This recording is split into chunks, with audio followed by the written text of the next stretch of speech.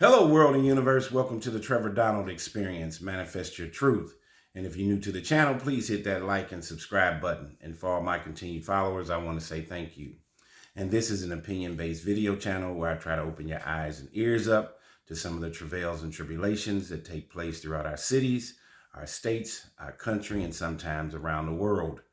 And this story today is about what is going on in our city and county jails, where people are being detained, waiting on their court appearances to find out if they're going to get sentenced to prison. But in that delay, we are finding that there are many individuals that are dying under suspicious circumstances in many of our city and county jails. As you know, I've done previous stories on Fulton County, right in Atlanta, Georgia, Fulton County Jail, where there have been at least a dozen deaths in the last couple of years under Sheriff Labatt's reign. There have been contraband issues with correctional officers. There have been even a murder for hire plot recently with at least 5 detainees and 1 correctional officer where they wanted to commit a murder for hire against other correctional officers in Fulton County.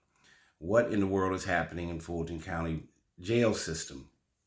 Of course, we know Cook County in Chicago has had a history of issues with violence, assaults, deaths. LA County, same thing. New York City and their city jails, same issues of public safety and also corrupt correctional officers, contraband issues throughout many of these city and county jails. And now I have one for you straight out of St. Louis, Missouri, where St. Louis, Missouri City Jail is having a plethora of issues, and they've had a multitude of suspicious and mysterious deaths that have taken place. And I want to talk about 2 of them recently that happened and what's going on with the St. Louis Jail Commissioner. So let's get into it. St. Louis jail deaths are increasing while St. Louis Jail Commissioner has been on leave for several months. Most recently, a St. Louis jail death of a detainee after her 10-day stay is followed by silence from the city of St. Louis. A St. Louis family says medical neglect and poor staffing led to the death of a 33-year-old woman in the St. Louis City Jail. All of the circumstances are somewhat suspicious. The family's lawyer, Jack Spooner, tells the Fox Files. Attorney Spooner says the St. Louis City Justice Center has released almost no information about Katrina Kelly's death since the more than 7 weeks since her death. She died on her 10th day in jail. So there has been no word for several weeks on her suspicious death. It goes on to say, "We just don't get any answers," Attorney Spooner said, "and everyone's pointing the finger at somebody else. So the parents had no choice but to file this lawsuit." So the police department's Force Investigation Unit, known as FIU, Force Investigation Unit, announced its involvement in the case on August 30th. That was days after Miss Kelly died.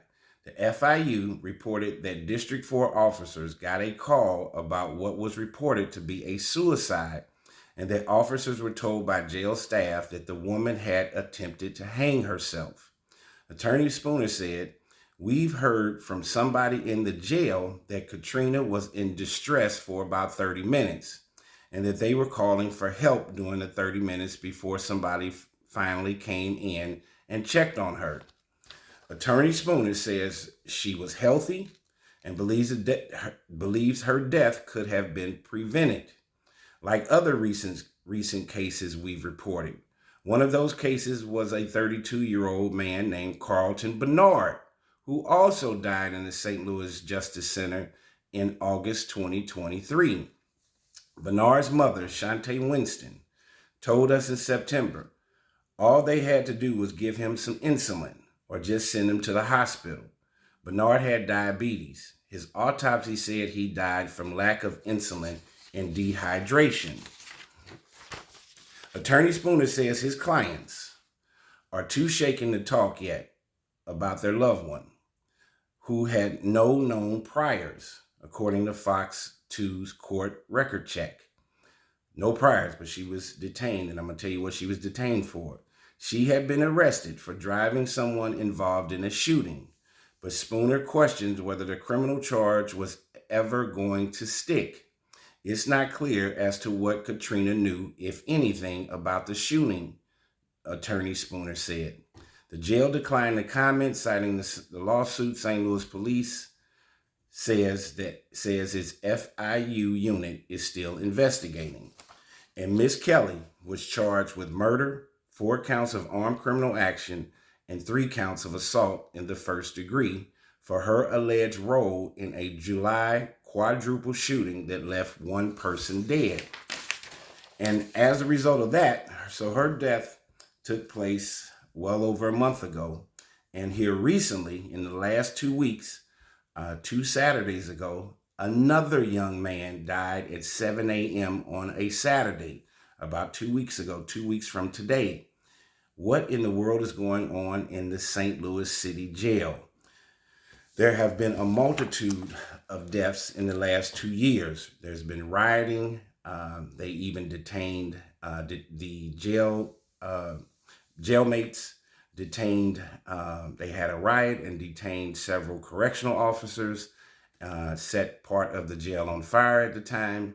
That recently happened. But guess what else is going on that's just as mysterious and crazy as that? There is new information is surfacing on the St. Louis jail commissioner's absence. So in the last few months, we've had multiple people that have mysteriously died, and the St. Louis jail commissioner is not even there. She's absent, gone. And there are questions about what's going on with her. So there are questions have been swirling since St. Louis jail commissioner went on leave 3 months ago. But now new information is coming to light. Fox 2 News has confirmed that Commissioner Jennifer Clemens Abdullah's St. Louis home is now up for sale. The for sale sign in the yard says that her house is listed. Property records confirm Clemens Abdullah owns the home, buying it about a month before she took the top job in the City Justice Center, appointed by St. Louis Mayor Tashara Jones 3 years ago. She went on leave 2 weeks ago, or several months ago. So she's been in the office for about 3 years, and then she's been gone for about 3 months. The mayor's office did not make the news public for nearly a week, citing the City of St. Louis revised code, which says personnel records are closed to the public and closed to other city employees and officials. However, the revised code also says information including name, salary, and length of service are public records. Fox 2 News asked Mayor Jones and her staff if Clemens Abdullah was still being paid and expected to return to her job. Remember, she's been gone for almost 3 months, and she's the jail commissioner. You know that's a personal matter. I can't discuss that, Mayor Tashara Jones said. Can't you say whether you expect her to come back? Fox 2 News' Andy Baker asked. Mayor Jones said, Andy, that's a personal matter, and I can't discuss that. Members of the Board of Aldermen say rumors and misinformation are filling the void left by the lack of transparency about Clemens Abdullah's status and her work situation. Alderman Rasheen Aldridge of the 14th Ward added, what does her leave mean for inmates in there? What does that mean for the families? I definitely wish there was a little bit more transparency. And what does that mean for the public safety of the inmates and or the people that work there, like the understaffed correctional officers? As I said, there's been riots in the St. Louis City Jail. They abducted a couple of correctional officers, and they fortunately got released and were not harmed. There was a part of one of the floors in the jail got set on fire. There was broken glass and windows. There's been a lot of chaos and disruption in the St. Louis City Jail. There have been multiple crises during Clemens Abdullah's tenure, including a guard being held hostage and beaten, rampant drug use among inmates, and more than a dozen inmate deaths. More than a dozen. And that does not include the two that just took place, one woman and one man in the last 3 weeks. So that takes that dozen to 14. There have been protests over a lack of inmate health services and complaints about a lack of access for defense attorneys and a civilian oversight board. Board Alderman President Megan Green is now sharing that Ms. Clemens Abdullah took leave for a medical reason. She says, "This is what I've been told, that it is medical leave, and we cannot weigh in on personal matters like that. The way we look at it as if someone's medical issue or whatever, that's really a personal issue that we can't speak publicly about," Ms. Green said. All parties are concerned about Clemens Abdullah's well-being. Fox 2 has reached out to her several times with no response, aside from being told via a doorbell camera at her home that she was not home. This is about the St. Louis Jail Commissioner, Ms. Clemens Abdullah. Deputy Jail Commissioner Tammy Ross has been named acting jail commissioner. She's been with the Division of Corrections for more than 22 years. What is going on inside our city and county jails? And as I say this many times, this is a precipice and an indication of the health and welfare of your city when your city jails are unsustainable, unhealthy, and there is a public safety issue. That is a telltale sign that there's probably public safety issues that are filtering out into the streets.